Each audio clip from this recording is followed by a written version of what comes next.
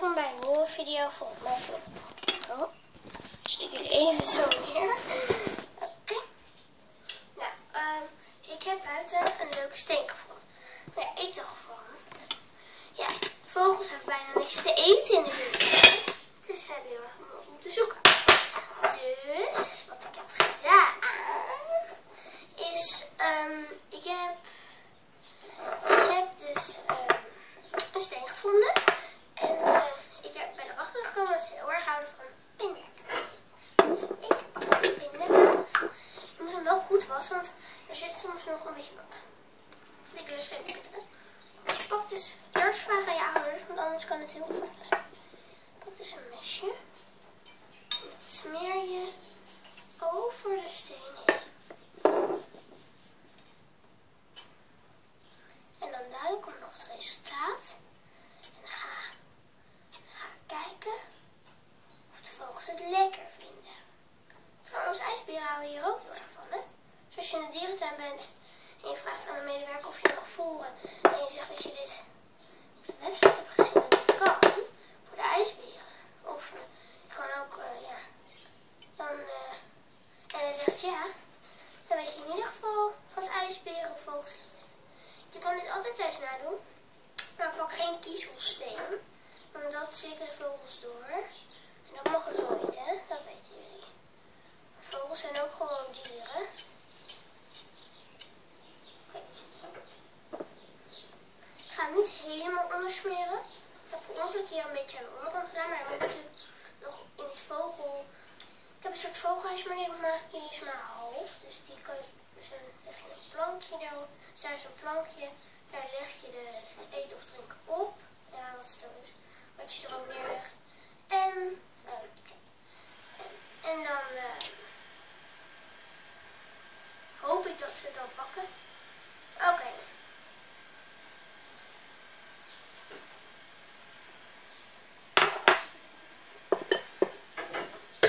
Zo.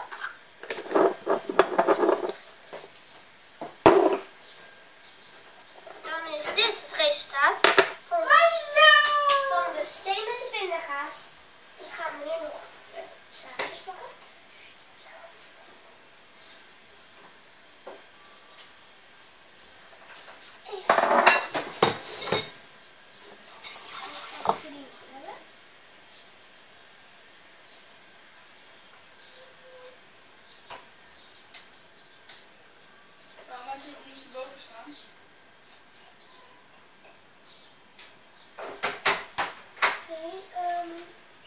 Ik weet niet zeker hoeveel ze nog hebben.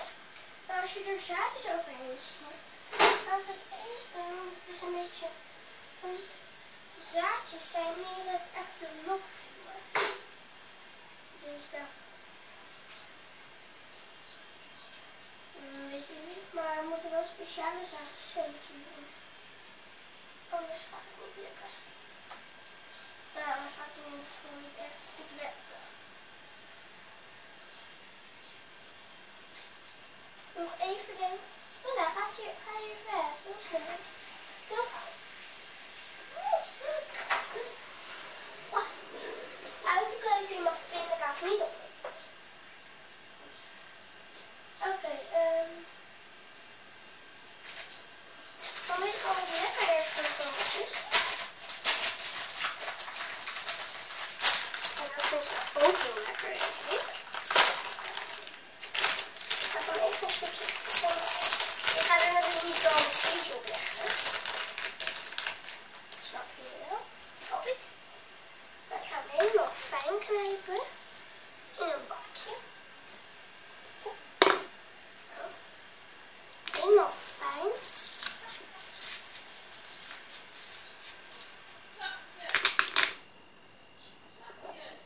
En dan de kraantjes. Gooi ik zo.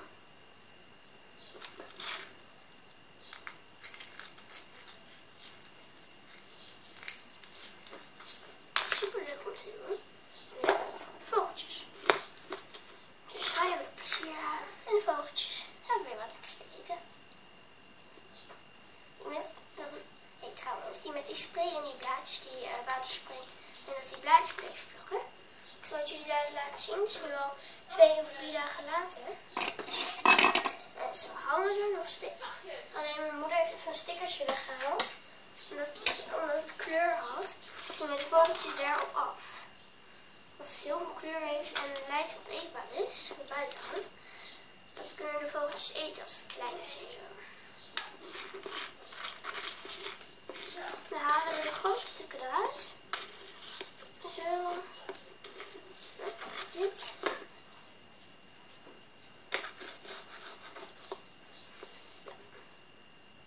En dan zie ik jullie zo buiten. Oh, gaan we nu neerzetten. En kijken of het werkt bij de vogeltjes. Ja, als de vogeltjes, even kijken. Gaan we heel even wachten. Ik zet heel even een stoel neer, dat is ook terug. Ik ben er weer. Ik ga even kijken met een stoel of ik er dan bij kan. Het is best wel vanaf hier. Yes! Hij ligt erop. Nou, en nou, kijk. Je kan het niet heel goed zien. Dus ik probeer hem erboven te halen.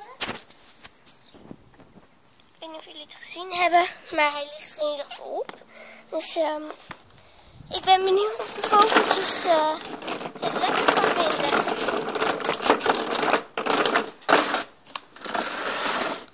Nou, en dat kan je altijd vaak doen.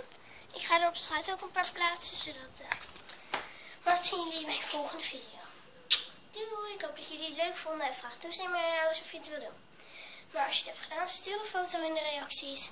Of stuur of je het hebt gedaan. En een duimpje omhoog. En ik hoop dat jullie het leuk vonden.